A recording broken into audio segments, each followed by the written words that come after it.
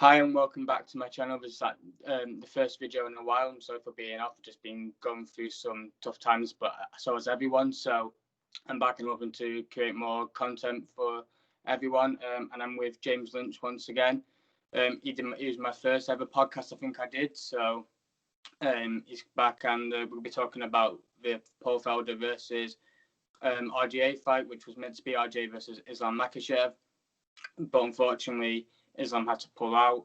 So we're getting this fight, which is a very good fight as well. So, but the first fight of the night, it will be Dontel Mayes versus Roque Martinez.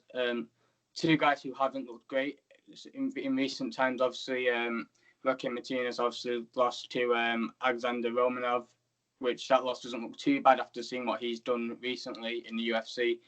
And Dante Mayes was obviously coming off a loss against Cyril Gane, which again is no shame in that he's fighting JDS soon. So, but I don't really have a good read on this fight and don't really know too much about these two apart from the fact that they've not looked too great in the UFC. What do you think about this fight? Yeah, it's very unpredictable. I'm glad you brought that up. And by the way, thanks for having me on again. I appreciate it. Dontel Mayes is someone that the UFC had a lot of high hopes for. If you remember, he was on Contender Series, I believe, 2 times, then finally got the contract. But it's been a rough go. His last fight was actually a loss to Rodrigo Nascimento, which was a submission loss. But you're right, losing to Gane, not a bad loss on the resume. So he's still looking for his first UFC win. He's dropped back-to-back fights. Roque Martinez got fed to the wolves against Romanov in that debut. No easy task there. He's fought some decent guys when he was competing in Ryzen and in Deep, but I think this is Mayes' fight to lose, in my opinion. I think this is just another opportunity for the UFC to say, okay, you really got to show us what you're made of. And he really should win this fight. He's younger. He's 6'6" with an 81.5-inch reach, whereas Roque Martinez is only 5'10" with a 72-inch reach, and Mayes is 28, Martinez 34. You know who they want to win here. They want Mayes to win. So Mayes is probably going to end up winning this fight, but if you guys are betting this fight, I would stay away. Two very inconsistent guys. I personally would stay away from that one. I think I'm going to go with Mayes too, just because I know he's coming off a loss, but that loss was not as recent as Roque Martinez, I don't think. But I think he's still got a lot of talent. I think his record is a bit deceiving, and he's obviously fighting Donweight Contender Series, getting the contract. He's obviously got a lot of talent, and hopefully he can get his first win in the UFC. Next, we have Tony Gravely versus Gerardo de Freitas. That's a very good fight, I think, between two bantamweights. Tony Gravely's coming off a loss to Brett Johns, but that's no shame. And Brett Johns is a very, very high-level fighter, top 20 in the UFC at the time. He's now gone to Bellator, and he made it quite a decent fight. It was competitive, but he did lose clearly. But it was a competitive fight between them two. He's fighting De Freitas, who's 12-5. He was on a good win streak, and then I think he lost a split decision in his last fight. His record's 12-5 from Brazil. This is, I think, his first fight of the year. This is Tony Gravely's second fight. I think Gravely will win just because I like the fight against Brett Johns. I feel like he didn't get completely outclassed, and I think those kind of oppositions, getting beaten against guys like that, can only do you good in the UFC. And you see it a lot when you get fed to tougher guys. You deal with these not bottom feeders but mid guys better. So I feel like Gravely will win by decision. Yeah, that's how I'm going in this fight as well. Gravely also comes from a really good camp and American Top Team, so he's getting to work with guys like Pedro Munoz and Marlon Moraes, and just a wealth of really good training partners there. So that's a big feather in his cap. And that Brett Johns loss, like you mentioned, that was a 3rd-round stoppage. So Gravely had his moments in that fight. He just ended up losing to a guy in Brett Johns, who I think is criminally underrated as a bantamweight anyway. So no shame losing there. Of course, had that nice win over Ray Rodriguez on Contender Series. And Gravely also comes into this with a lot more experience. And coming into the prime of his career, he's at 29 years old. De Freitas, like you mentioned, hasn't fought this year. Lost a split to Cruz Gutierrez. He's been okay, but I think if we're looking at the two here, Gravely should get the win. This is another fight where I think it's his to lose, so I expect Tony Gravely to win by decision in this fight. And also to mention that Gravely's also lost to guys like Patchy Mix, Ricky Bandejas, Murad Diashvili. And all of these guys are top 15 in their organizations. Obviously, Bandejas is not been as good recently, but he's a very, very good fighter. Patchy Mix just fought for the Bellator title to Juan Archuleta, yeah. So he's fought much better opposition in my opinion. I think like I said earlier, those losses will only do him good. So I think he'll win by decision. Next we have Ronda Marcos versus Kanako Murata. I think originally it was meant to be Lavinia Souza versus Murata. Marcos has come in. She's 10-9-1, I think. She's coming off a loss against Mackenzie Dern. And I think this is a really good fight for Murata. She's obviously coming from Invicta. She's 11-1. And I just feel like she's the better prospect, especially someone like UFC. I think they've given her Marcos to make her look good, and I feel like she's going to win by late stoppage, I feel. Yeah, see, I'm going the other way on this one. And look, I get it. Murata, the hype is real. She looked great in Invicta, had some outstanding performances. That win over Emily Ducote, the former Bellator title challenger. Very, very, very impressive. And she's got a great ground game. And certainly we know that's a weakness of Randa Marcos, where, you know, she was submitted by Courtney Casey back in 2016. She was submitted in her last fight by Mackenzie Dern. But I don't think either of those fighters are I think both those fighters that I just mentioned there, I think are better than Murata at this point. And Marcos as well, way more experience. You look at her losses, they're really only the top fighters, you know, Dern, Rebus, Claudia Gadelha, Nina Ansaroff. I mean, these are, you know, high-level fighters in the UFC, and Marcos just has a lot more experience here.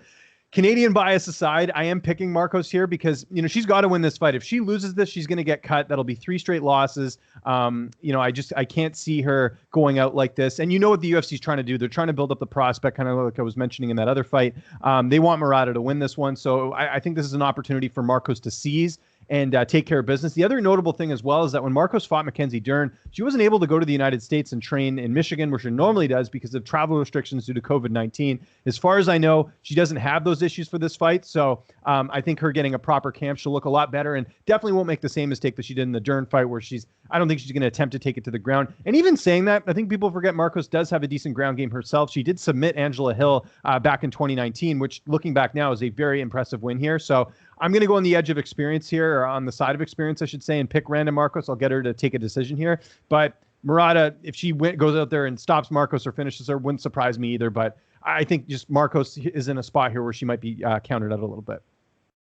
Yeah, and obviously the Angela Hill fight is obviously a very good win. And Hill could be someone who's on a 4-fight win streak. Obviously, people thought she beat Waterson and Claudia Gadelha, so she's very talented. I just feel like Murata's got more youth to her, but Marcos definitely has more experience. She has around about 20 fights over on her career compared to Murata's 12. Next, we have Luis Smoker versus Jose Quinones. Both coming up very quick losses in the first round. Smoker, obviously, he left the UFC, had a few of the regional fights, and then came back against Sue Maderji, where she got a win. And then he lost to Casey Kenny, which is no shame in that. Casey Kenny's obviously a guy who's on the verge of getting into top 15, I feel. With one more big win, or he could be fighting a ranked guy next. And he's fighting a guy in Jose Quinones, who obviously lost in the first round to Sean O'Malley. So they're both not coming to the fight with a lot of form. But I'm going to go with Smoker. I think Smoker's got the better opposition. I feel like he's more consistent in his career, with being 16-7 compared to Quinones, who's 8-4. So I feel like Smoker should be able to do it. I think he'll get the submission in the second round. Yeah, I think this is a kind of a case of two guys who've been a little bit disappointing. Smolka, obviously, like you mentioned, a little bit more upside in terms of the level of competition he fought. And to me, Casey Kenny is a lot better than Sean O'Malley is. Quinones, it seems like they just keep feeding him this guy prospects they want to keep building up, right? It was Nathaniel Wood, and then it was O'Malley. And now he's fighting Smolka, who in some ways is still a prospect in the sense that he's still, how old is he? He is 29. Well, I guess maybe not now, but you get what I'm saying here. I think Quinones is the guy you fight if you want to get a win. I think the UFC knows what they're doing here. Smolka is the better fighter on paper. He should win this, but I do have my concerns on the ground. So another fight I would stay away from, but the pick's got to be Louis Smolka in this fight. Next fight is, I'm going to try not to be as biased because McKee's obviously a UK fighter, but it's a fight that doesn't really make sense to me. It's Alex Morono versus Rhys McKee. Obviously, Rhys McKee is a guy who was from Cage Warriors in the lightweight division. He fought Hamzat, obviously on short notice in the welterweight fight. But I thought that was just because he was on short notice. I'm very shocked that he's chosen to go back to welterweight here. I thought he would have wanted to go and prove himself in the lightweight division, which is his natural division. and he's fighting against a very tough guy in Alex Morono, who was doing well for himself, and then he's coming off a loss recent. He didn't look that impressive against Chaos Williams, which was Williams' debut. And Chaos Williams just came out and just put it on him. He wasn't able to deal with it. I don't think Rhys McKee's that kind of fighter, and I feel like Morono will kind of be better suited against Rhys McKee than he was against Chaos Williams. So I think Morono will win. I just feel like he's the more experienced guy, fought good opponents at that division. And I think he's just the bigger guy in there. So I feel like he's going to win by decision. Yeah, this is a tough one. I actually spoke to Rhys McKee ahead of this fight. He had a really good camp. Obviously, got fed to the wolves against Khamzat Chimaev. Not an easy task for anyone. Morono, that loss was a bit weird, the one at 247. He got knocked out in 27 seconds. But I do wonder if his teammates, he had a couple teammates on the card from Fortis MMA who also lost that night. I believe Miles Johns, and I think Macy Chasson also lost that night as well. There's a few teammates he had on there. So I wonder if that played a role in him maybe going away from the game plan. But he just fought very recklessly. He ended up getting caught and ended up losing that fight. But if we're looking at the two fighters, Morono, has fought a lot of good vets in the UFC, and you were sort of wondering about the matchmaking. You would think that this is a fight to build up Rhys McKee because he's a younger guy at 25 years old, but I don't know. I think they just want a good fight out of both fighters, and I think with Morono, you're always going to get an exciting fight. I give a slight edge to Morono, though. Good camp. Outside of the Williams fight, he's looked pretty good. He had that one stinker against Jordan Mean back in 2018, but I just look at the experience here a little bit with the fact that Morono's been more of a mainstay in the UFC. I think he's got good stand-up. I think he's got a good ground game as well. We'll see. This is another one I would kind of stay away from, but I do think if you're going to bet this fight, I would think Rhys McKee would have some value being, right now I'm looking at the odds, he's about a plus 165 underdog. He could pull this one off for sure. But I think if we're going with, sort of overall fighter on paper, I would go with Alex Morono in this fight.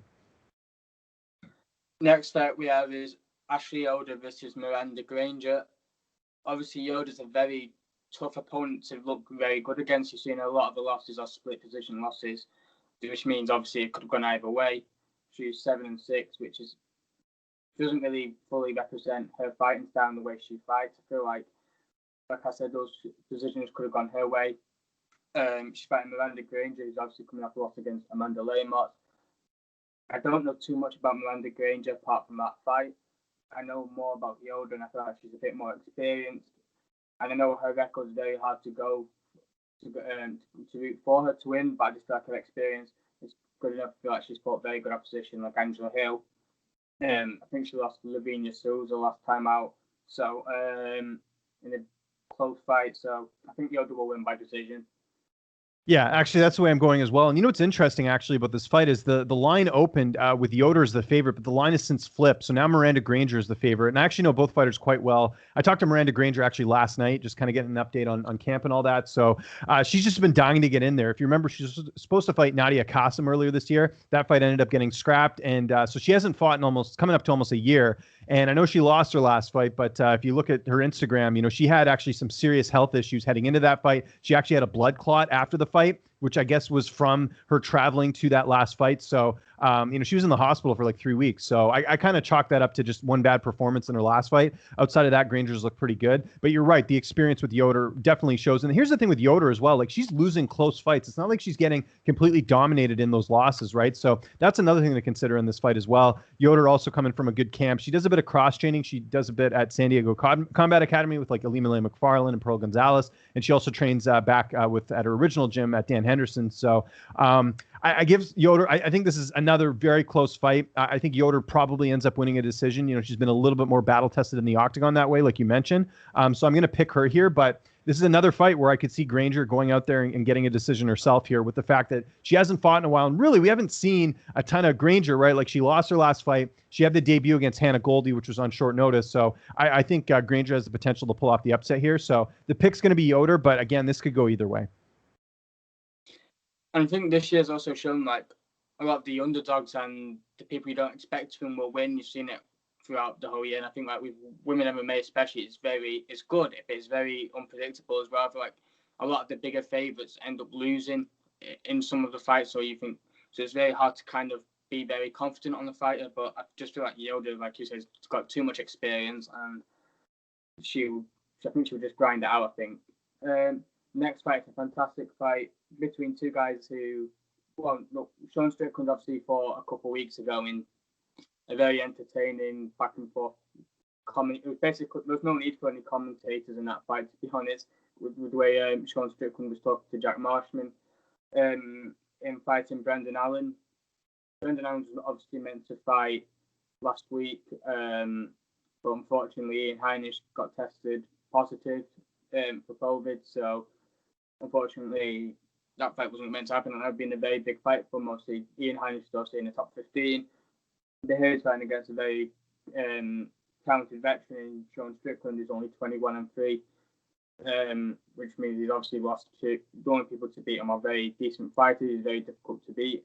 So, but I feel like Allen will win. I think Allen's got very good wins over Kevin Holland, Carl Delcaus, which was a very good, entertaining fight. And he's only 15 and he's only 25 years old, so I feel like he's going to constantly improve. I think this is another big step up for him.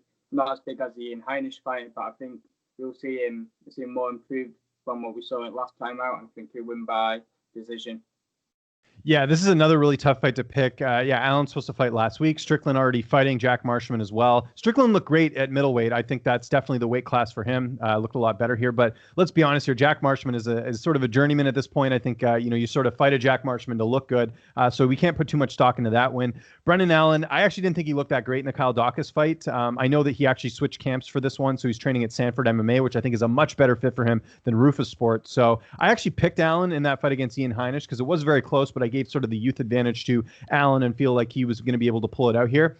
I just think every time out, we're seeing a better Brendan Allen. He's younger, a little bit more hungry. I think the fact that he's at like a really good camp, whereas Strickland, he's at Syndicate MMA. That's an okay camp, but not as good as a Sanford MMA, not the type of training partners he's going to get. So I'm going to take Brendan Allen in this fight by decision. Another fight that could go either way. Right now the odds are actually dead even, but I do give a slight edge to Allen just because I think the potential's there. And the fact that he's been a middleweight his entire career, I think that benefits him as well. So I'm going to take Brendan Allen by decision. And also this card's got kind of a lot of like slack for it or a bit of hate, but I feel like this card's actually not as bad. I think a lot of people moan about them not being big names, but if you look at the fights, a lot of them, no matter what level they're at, they're decent 50-50 fights at the level. Like with the next fight, Antonio Arroyo versus Eric Anders, that might not be the highest level of fighters, but for where they are, with like mid-rank, like top 30, maybe outside the top 30 rankings, it's a decent 50-50 fight. I feel like with this fight, obviously Eric Anders is obviously a guy who's had a lot of backing in the UFC. You've seen with most of his fights, he always gets good promotion packages before his fights and when he's on the card. Obviously a guy they've wanted to push him. Obviously he comes from the American football background. He's 13-5. He's fought good guys like Christoph Jotko, Gerald Meerschaert. He's fought better opposition than Antonio Arroyo. I think Arroyo's coming off a disappointing loss in his last fight. I just feel like Anders will win. I think he'll win by late stoppage, I feel. I'm going that way as well, too. So for Anders, he actually didn't get to train in Alabama for a good, shouldn't say a good chunk, but he was actually on Fight Island cornering Walt Harris. So he didn't even bother going home. He just went right to Vegas and started training there, which I actually think is better for him because he's going to get to work with a lot more bodies there. So that's good. Now, Anders, I spoke to him before this fight. He pretty much said, I was embarrassed with that last performance against Jocko. That was a really bad fight of his, and I think he wants to go out there and make a statement in this one. Arroyo, didn't look great either in his debut, but also in general just does not have the level of competition that an Eric Anders has. I mean, consider that Anders has fought guys like Lyoto Machida, Thiago Santos, even like a guy like Elias Theodoro, who at the time, only lost 2 fights. So Anders has been in there with a lot better guys. Arroyo, outside of the Contender Series fight, he's fought guys recently that have like records like that are 1-1, 2-4. I mean, that's got to play a role in this fight. I think Anders is going to go out there, put on a really good performance, keep it standing. I think he will outstrike Arroyo, and I think, like I said, he'll either get a late stoppage or a decision, but this is Anders' fight to lose, in my opinion. I think he goes out there and looks great. And as you mentioned with like the Arroyo record, I don't really want to upset any like Brazilians, but you see a lot of these fighters from Brazil, and they have those kind of records where they don't fight the best of opposition, like Talia Santos. Like obviously, when she went before getting to the UFC, her opposition wasn't too great, and the matchmaking there is not the best sometimes. And I feel like when you get into the UFC, you see they have a great record, and then they don't do as well as you think they should do, because they've just not fought the right competition that they need to be in the UFC. So I think Anders will win as well. I think he will win by late stoppage, or maybe even early stoppage, depending which Anders will show up. Next fight is a very good fight between two very young prospects in Kay Hansen and Corey McKenna. Obviously, Corey McKenna's coming off a good win over Vanessa Demopoulos. I think I'm pretty It's Demopoulos. Don't worry, I butcher that name sometimes too, so it's all good. From the Contender Series. And obviously Vanessa's obviously a very good fighter. She fought in LFA. And Kay Hansen's obviously coming from the Invicta, beat Jinyu Fry, who was the strawweight or atomweight world champion at Invicta. So they're both coming off against two girls who are very known in the women's MMA scene. They fought good opposition. Kay Hansen obviously is very young. She's only 21, like Corey McKenna is.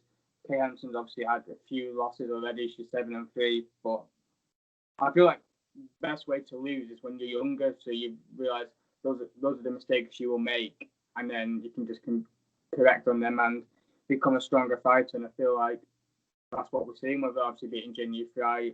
It was a very, very tough fight, and then she just switched on and got a submission, I think, in the last round. Corey McKenna looked more dominant, I would say, in a fight on the Contender Series. I think I'm going to go with McKenna here. I think she's 5-1 from Wales. Wales obviously got so many good talent coming through. Got Mason Jones, Brett Johns, Jack Shaw. Like, they'll all be feeding from each other. So Mason Jones and Corey McKenna, I think, went to American Top Team last year in December. I think they went. So I think that kind of sparring she'll be getting as well will help her a lot, and I feel like she'll win by decision. I just think she's a very good young up-and-coming fighter. Yeah, I'm going the other way on this one. I'm going with the American Kay Hansen. It wasn't an easy debut against Jinyu Fry in that one. Fry looking very good in the early going, but she was able to get that late submission in that fight. And and some people were kind of surprised that Hansen even got the call up because she's so young, 21 years old. But she does have a lot of fights already, and she has some good wins. The win over Nicole Kalari back at an Invicta FC 37 was a huge win at the time. That was a fight where they're kind of figuring out who the better prospect was. And you look at her losses. One of her losses is to Erin Blanchfield, who was supposed to fight for the Invicta title, if you remember, coming up here in a few weeks against Pearl Gonzalez. Gonzalez is out. They've scrapped the fight, but Erin's definitely UFC caliber. So losing to her, not a bad loss. And that was actually a majority decision loss. It wasn't even like a super one-sided fight. And I just think the ground game and the leaps and bounds she's making every single fight is very impressive. Now, you mentioned the win over Vanessa Demopoulos. I don't know if you know, but Demopoulos actually lost the fight after Contender Series to a Canadian girl, Lupi Godinez, in her last fight, which was still one of the best fights ever. If you have a chance to watch it, I highly recommend it. It should be on Fight Pass. McKenna looked great, got the win, but I think Demopoulos not really that great of a competitor in terms of some of the fighters that Hansen's fought. A lot of similarities between the two in terms of the age, the height, and the reach and all that, but I think Kay Hansen has more upside, and she's about a 2-1 favorite right now, but you can actually get Kay Hansen for almost plus 300, close to that. I think it's like plus 290 right now. You can get her inside the distance over Corey McKenna. I get it. McKenna's never been finished in her career, and it's likely probably will end up going the distance, but I thought those odds were pretty interesting. But yeah, I think Kay Hansen wins this. I think if we're looking at the two prospects, Hansen has shown me more in her last couple fights than McKenna has. And I know this might probably not play a big part in the fight and Hansen's mindset, but obviously she's kind of a very controversial fighter, obviously, with her political views at the time. And I know she's changed. She doesn't have those views anymore. But obviously, what people do is they wait for people to get their big chance or become more popular, and then they start bringing these stuff up again. Do you think that could be like a factor in any of the fights in up and coming? It might be, yeah. Every fighter is different, right? So I mean, in terms of their mentality and how they approach the fight, I mean, everyone treats it sort of differently. So it's kind of, I mean, yeah, it's something to obviously make a note of, but again, it really depends from fighter to fighter. I think we've seen cases on both sides where it works and where it doesn't. And in the next fight, we have Julian Marquez versus Saparbek Safarov. Obviously, Safarov is coming off quite disappointing loss over Rodolfo Vieira, which Rodolfo Vieira is also one of the best BJJ guys in the division and probably in the UFC. He's a BJJ multiple-time world champion. Used to be a former heavyweight, didn't have the best of times there either. I think he came into the UFC with a bit of hype, and then he's coming off 2 or 3 losing streak at the moment. Julian Marquez has had a bit of time off recently. He's 7-2. I think he's got more momentum going for him. I feel like he's not as big of a skid as Safarov is, and I feel like he's the more upside in this fight, and I feel like he'll maybe stop him in the second to mid third round, I feel. Yeah, Marquez is the better fighter on paper. The concern, obviously, is that he hasn't fought since July of 2018, where he lost to Alessio Gichirio in a fight that he missed weight. So, you can't put too much stock into Julian Marquez. And also, he had a really serious injury, one that, I think was an arm injury where, he thought he might have had to retire. So the fact that he's fighting, I think, is just amazing in itself. Marquez did go back to Glory MMA, where he originally started training. So he's there with James Krause and all those other really good fighters over there training for this camp. So I think that'll actually help because he was at Syndicate MMA before that. So for him to go back home and get some really good coaching in with James Krause, who I think is one of the best coaches in the game, I think will definitely pay off in this fight. So I'm with you. I think Marquez gets the stoppage, but I would warn people that, he's had a long layoff, so it's a little bit difficult to kind of feel confident in picking him. He could do a Brian Ortega and look amazing, or, the layoff could affect him. So we'll see. So I just wanted to mention that as well, but Marquez will be the pick.